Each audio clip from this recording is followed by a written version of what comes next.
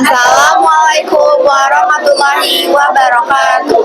Halo Bu Zati dan teman-teman semuanya. Perkenalkan, kami dari kelompok 1 kelas 11E yang beranggotakan saya sendiri, Diandra Paramita. Saya Malika Gratusuka. Saya Rasyad Mustafa. Saya Maulana Rediman. Pada video kali ini kami akan membuat video penjelasan dan fungsi dari market yang telah kami buat mengenai mitigasi bencana kekeringan. So, keep watching ya guys. Nah, di video penjelasan kali ini kita akan menjelaskan fungsi dari market mitigasi bencana kekeringan dan penjelasan dari masing-masing komponen. Kita juga akan menjelaskan sebelum kejadian kekeringan dari market yang telah kami buat. Pada komponen pertama terdapat lahan yang mengalami kekeringan. Tanahnya mengalami keretakan dan tumbuhan pun mulai mengering. Masyarakat bisa mengaplikasikan sistem pola tanam bergilir atau tumpak sari, yaitu menggabungkan 2 atau lebih jenis tanaman dalam satu lahan, agar bisa pemanfaatan air lebih efisien dan bisa melakukan penggunaan pupuk organik. Warga sekitar juga bisa menggunakan pupuk organik yang akan meningkatkan daya simpan air tanah dan memperkuat tanaman. Nah, selanjutnya adalah terapan rainwater harvesting.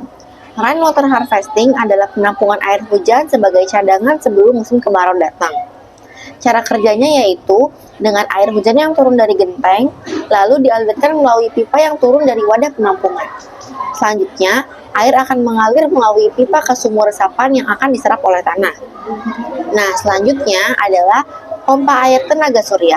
Air yang mengalir dari sumur serapan juga akan mengalir melalui pipa yang disambungkan ke pompa air tenaga surya. Pompa air tenaga surya menyiapkan sumber air alternatif dari energi matahari terbarukan yang siap digunakan kapan saja. Selanjutnya adalah pohon peneduh. Pohon peneduh dan tanaman tahan kekeringan.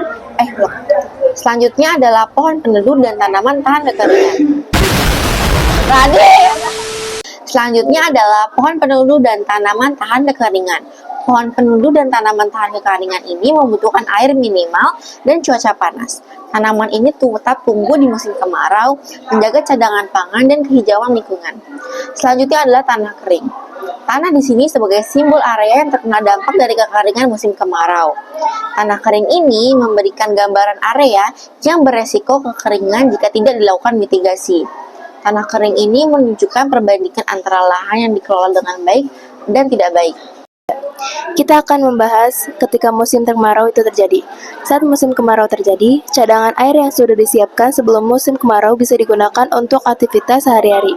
Air yang dialirkan pada pipa diserap oleh sumur resapan dan disebarkan oleh pori-pori tanah sehingga tanah dan tumbuhan tetap subur meskipun di musim kemarau sehingga tidak terjadinya kekeringan. Sistem panel air hujan bisa segera diisi kembali saat hujan datang. Pompa tenaga surya tetap dapat berfungsi mendukung air harian tanpa beban listrik tambahan. Selanjutnya, kita akan membahas setelah kekeringan sistem ini dalam membantu proses pemulihan dan keberlangsungan hidup. Air tanah akan tetap terjaga. Berkat sumur resapan bisa dipakai kembali untuk kegiatan pertanian atau kebutuhan lain. Lingkungannya pun akan tetap hijau karena tanaman tidak mati total, sehingga pemulihannya akan lebih cepat. Sistem panen air hujan bisa segera diisi kembali saat musim hujan akan datang.